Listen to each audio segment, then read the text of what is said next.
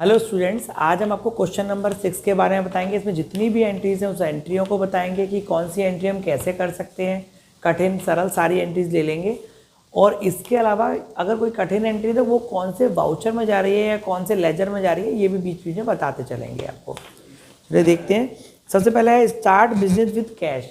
अगर हम कैश के संग बिजनेस स्टार्ट कर रहे हैं तो उसमें कैश तो हमेशा डेबिट होगा। क्यों डेबिट होगा? क्योंकि कैश बिजनेस में हमेशा आता है। जो कंपनी का मालिक है ना, वो पैसा लगा रहा है बिजनेस के अंदर, तो कंपनी का मालिक जो है वो तो क्रेडिट हो जाएगा कैपिटल, क्योंकि वो पैसा लगा रहा है और पैसा आ कहाँ रहा है? बिजनेस के अंदर।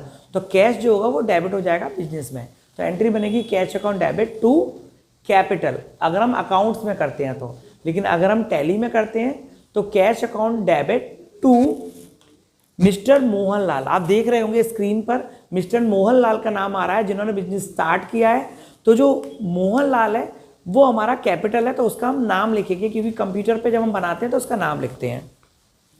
दूसरी एंट्री है, तो हमारी एंट्री क्या बनी थी? Cash account debit to mister Mohanlal.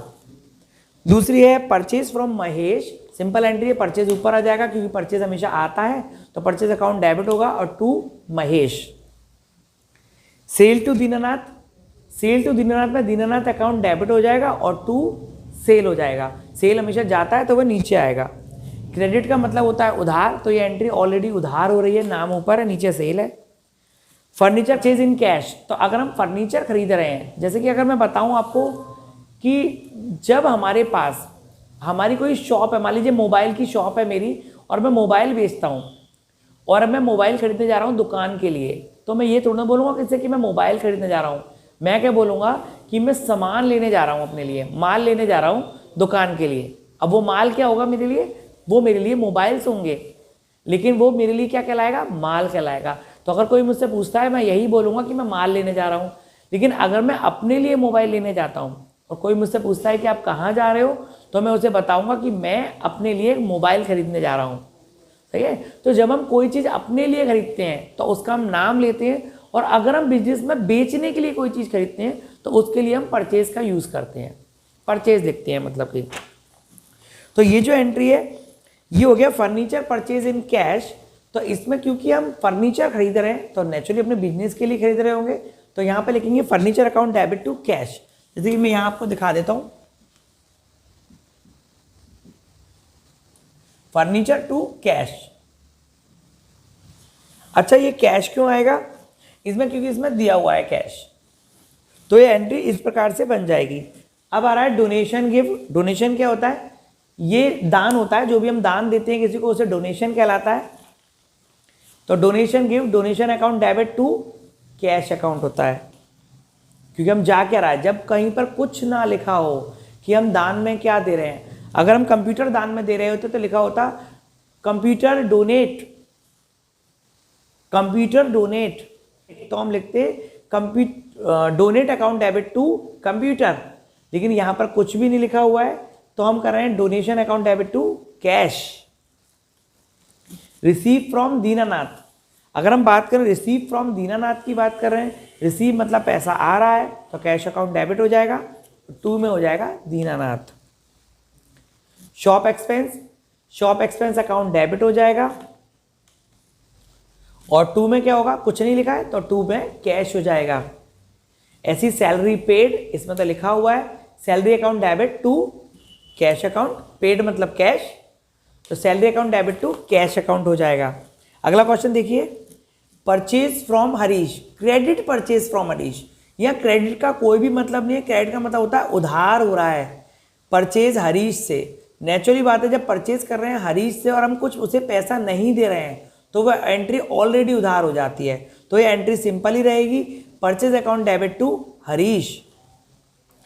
इसके बाद फिर वही एंट्री आ गई है, परचेज फर्नीचर फ्रॉम किशोर। हम फर्नीचर खरीद रहे हैं अपने बिजनेस के लिए, तो फर्नीचर अकाउंट डेबिट टू नीचे आएगा किशोर। इसके बाद है परचेज अलमीरा फ्रॉम रमेश। हम अलमीरा खरीद रहे हैं रमेश के लिए, तो अलमीरा अकाउंट डेबिट टू रमेश हो जाएगा। अलमीरा मतलब होता है अलमारी, तो हम अलमारी अपने लिए खरीद रहे हैं तो अलमारी अकाउंट डेबिट हो जाएगा और टू रमेश का नाम आ जाएगा, क्योंकि रमेश से खरीद रहे हैं। उधार तो ये एंट्री सारी ही है। अगर उधार ही ना होता तो बिजनेस के लिए अकाउंट ही क्यों बनाते हम? सीधे हम सामान खरीदते और पैसा दे देते। जब ना पैसा का उधार करते ना अकाउंट लिखने की जरूरत पड़ती।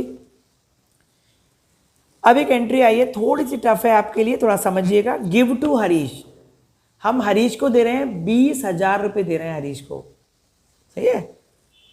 गिव टू हरीश 20,000 रुपये and receive discount.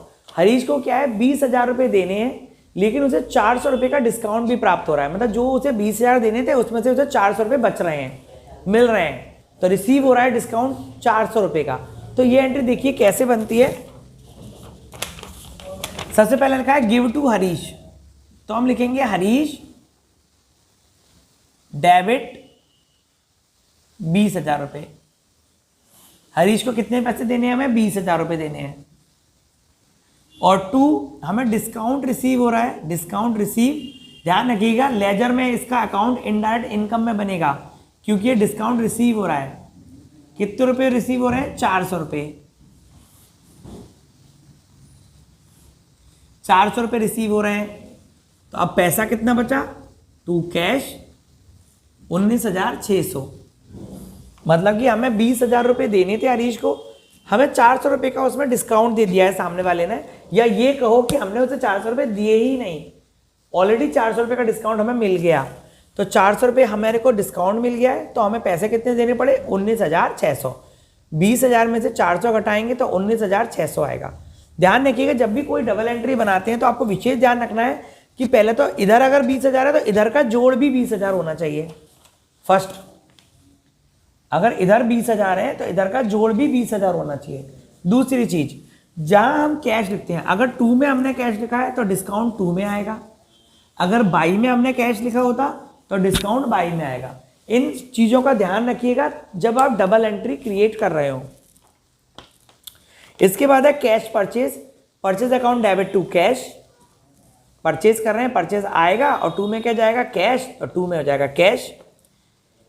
Purchase from Sitaram, जब हम सीताराम से परचेज करते हैं, purchase from Sitaram, credit purchase लिखा है इसमें भी, तो क्रेडिट परचेज मतलब उधार हो रहा है, तो उसका कोई मतलब नहीं है। परचेज आ रहा है तो परचेज अकाउंट डेबिट, सीताराम से आ रहा है तो उसका नाम नीचे आ जाएगा क्रेडिट में। 17,000 रुपये की एंट्री है। इंश्योरेंस प्रीमियम, इंश्योरेंस क्या होता है, अब एक खर्चा होता है, वैसे तो हम इन्वेस्टमेंट करते हैं इंश्योरेंस के जरिए, लेकिन अब हम इसे टैली के अंदर खर्चे में लिखते हैं, एक्सपेंस में लिखते हैं। तो इंश्योरेंस अकाउंट डेबिट, इंश्योरेंस का प्रीमियम जा रहा है तो insurance premium account debit to cash हो जाएगी एंट्री में, लिख देता हूं insurance premium account debit to cash. हमारा पैसा जा रहा है, और क्यों जा रहा है, इंश्योरेंस प्रीमियम के लिए, तो ये खर्चे के रूप में हम यूज करेंगे इसे। अब इसका लेजर जो होगा वो भी इनडायरेक्ट एक्सपेंस में जाएगा।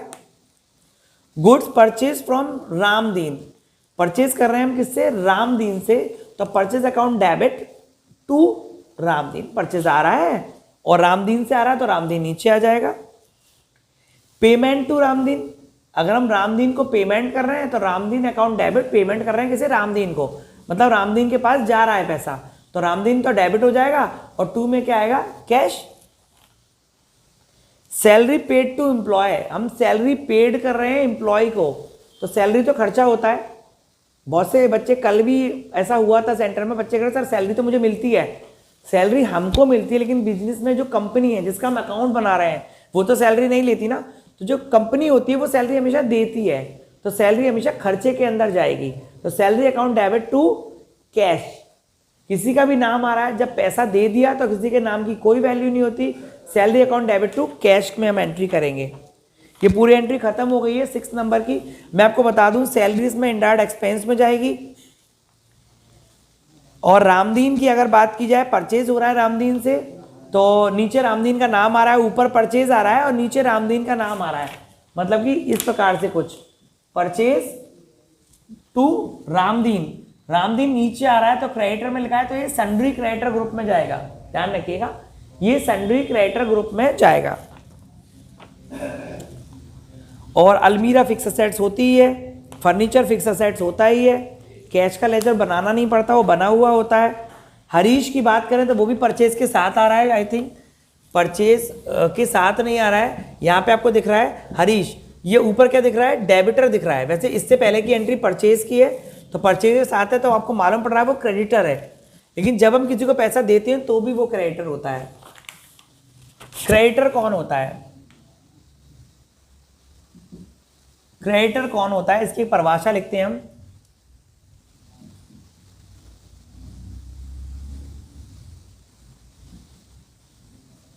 जो सामान देता है और पैसा लेता है। जो सामान देता है और पैसा लेता है, जैसे कि मैं परचेज कर रहा हूं तो परचेज किससे कर रहे हैं? हरीश से। तो नेचुरली हरीश वो व्यक्ति है जो सामान दे रहा है, हम हरीश से सामान ले रहे हैं और हरीश क्या कर रहा है? सामान दे रहा है, तो वो होगा क्रेडिटर।